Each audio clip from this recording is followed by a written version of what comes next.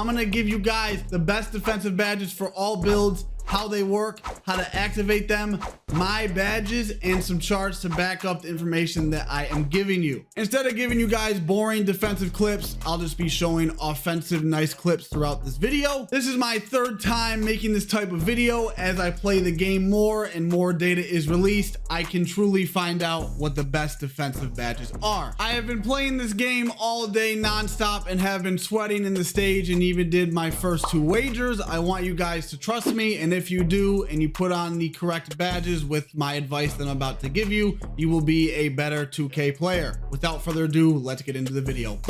Pristine Jerseys is coming with the heat. They just got the new city jerseys in. They have every sport. They have throwback jerseys, and they even have the short shorts from 2K. Link will be in the description. To start off the video, I want to address 2 badges that I was really wrong about in my last defensive badge video. The first badge is Challenger. With the new tests and data that has been released, Challenger is not as near as good as I thought. I still run it on bronze just for the little bonus, but let me explain why it's not that good. All Challenger does, right, is when you get a contest, it just lowers the make percentage. Here's why I don't like this badge. If I'm getting a contest on your shot, most of the time you're gonna miss regardless. If you make a contested shot, good for you and I applaud you, but I don't want to rely on a lot of badge points for you to miss a contested shot. You're gonna miss contested shots most of the time either way,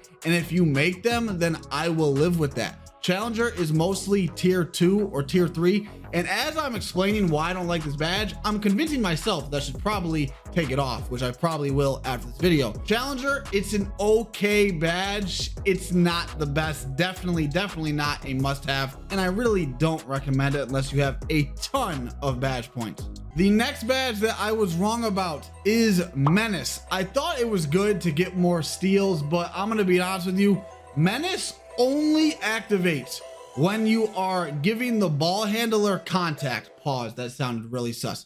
Only when you're making contact with the defender, like a little like bump animation or a like I don't even know the word. You guys know what I'm talking about. You know how when you're playing on-ball defense and you'll like get attached to the defender? That's the only time Menace activates, and that's usually like a split second or a second to 2 at the most. What's the point of lowering their attributes when they're not going to shoot the ball either way? All you can do is get a steal, but now since steals are nerfed, and it's just like, I don't see any use for Menace. Menace is a badge you really shouldn't use. Again, it only activates on the perimeter, does not work in the paint, when you're making contact with the ball handler. They could dribble in you over and over again right in front of your face, but if you're not in a contact animation, the badge does not activate it. 2K Toots made a video on it. If you don't believe me, go watch his video on Menace. The best defensive badge in this game, if you watch any of my other videos, if you know how I play, you know my other build, the 99 block. Anchor is the best defensive badge in the game. Just look at the chart. It is ridiculous. I have it Hall of Fame on my main build.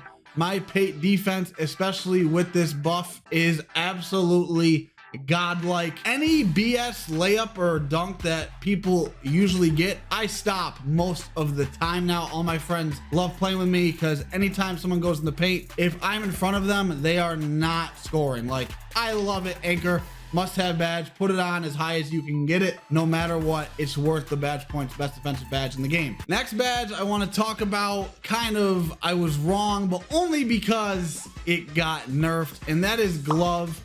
And Glove didn't get nerfed, but steals got nerfed. And I asked my friends who play Pro-Am, and they play 99 Steel Hall of Fame Glove blocks all the time. And like, unless you have it on Hall of Fame, there really isn't any point for it. I mean, okay, let me take that back. You want to get it on silver on all your builds at least, so you can still get on-ball steals occasionally, but you don't want to reach that much unless you have it on Hall of Fame, because if you reach and you don't get the steal, you're just so out of like, you're so out of play and they're gonna score. Like anytime I see someone reach and they don't get a steal, I'm scoring every time, bro. So glove on Hall of Fame, it is a good badge, but I would say silver is the sweet spot. 95 steel is too expensive. I personally, on my next build I'm gonna make, that video is gonna be coming probably in a couple weeks, I have 90 steel, which gives me gold interceptor, which is the next badge we're going to talk about. But for glove, silver is the sweet spot. Unless you have 99 steel, then definitely put it on Hall of Fame. As for interceptor, I've really been liking this badge a lot. I am running it on silver on my main build currently. That's as high as I get it. I'm also running glove on silver if you guys were wondering about glove.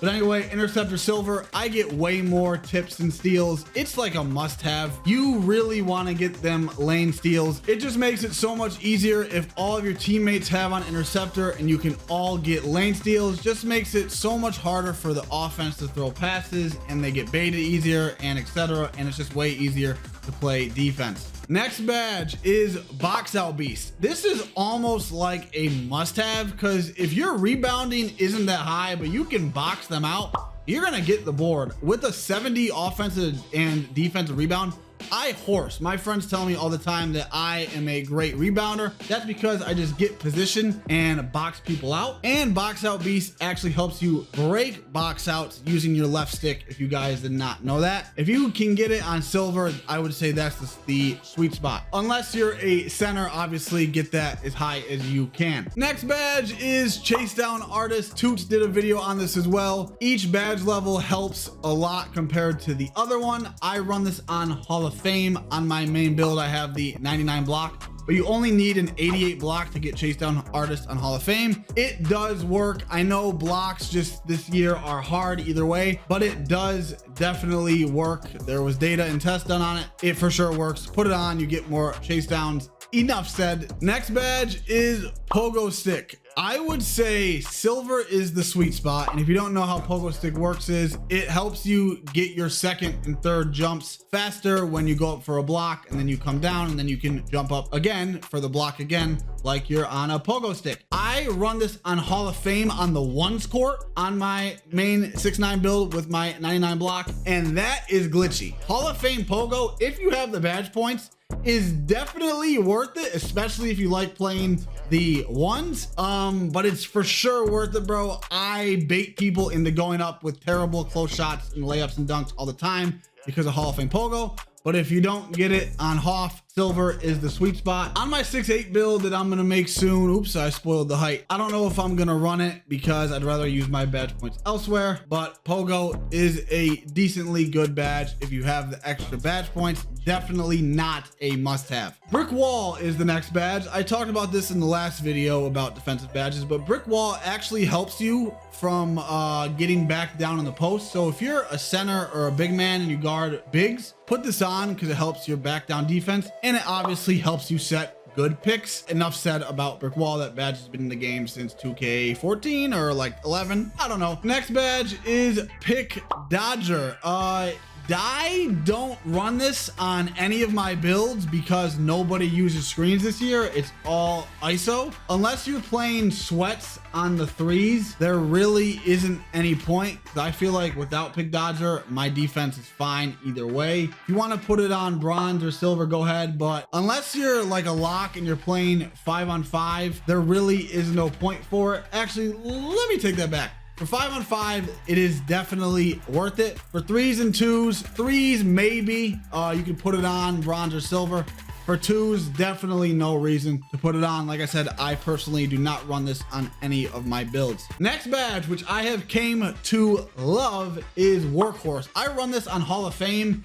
I was watching Joe Know's second channel when he was reacting to wagers, and he made a good point about flukes. Like flukes in wagers can determine the whole like outcome of the whole series, just like who gets loose balls, who gets the long rebounds, who gets the long steals. And I don't want to ever lose to flukes, and I have been wagering a lot lately. I wagered power and nade. If you didn't see those, links will be in the description. But anyway, I've been using Workhorse Hall of Fame just to get those loose balls. You can put it on if you want. It's not a must-have, but I like it when I'm playing wagers or the stage. Real quick, just wanted to thank 2K Labs. I've been using all their charts. The link to their channel will be in the description. Go drop them a sub. But we're gonna go over my main badges on my main build. I have Anchor Cord Hall of Fame 99 block, Chase Down Hall of Fame, Challenger Bronze. Probably will change that and put on ankle braces, Clamps Silver, Interceptor Silver, Workhorse Hall of Fame, like I said, Box Out B Silver,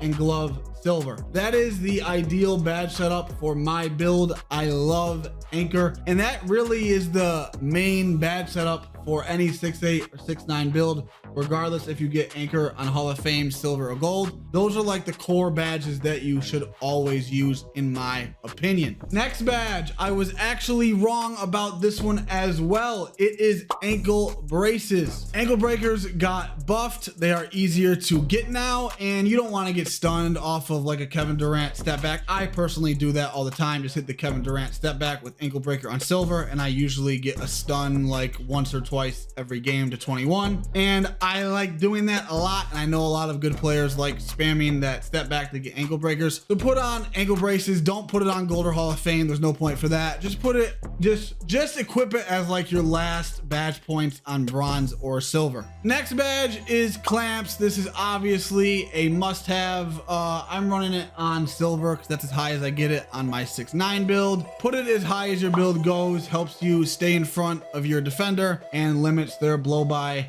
animations. Enough said about Clamps. This is a must-have badge no matter what. Next badge is Rebound Chaser. If you're a big man, you obviously need to put this on. This helps you get more rebounds. If you're a guard, most of the time it's tier 2 or tier 3, so I wouldn't waste the badge points. But if you do have the extra badge points and you like to horse, or you're like the 6'9 on 2s, put it on. Other than that, only big men should put this badge on and get it as high as you can. Next badge is Post Lockdown, and all this does is helps you guard post scorers, but post scorers are nerfed now and no one really uses them, so really shouldn't be using that badge. And Off Ball Pest, just a waste. Just guard your man off ball, bro. Like, I don't see how that's hard. Never ever ever use Off Ball Pest. Now the very last thing you gotta do is, if you are good at defense, you gotta be good at offense. Check out the best shooting badges for season 4. That video is on screen now. I answer to all questions and comments. Hope you guys have a good day. Go out.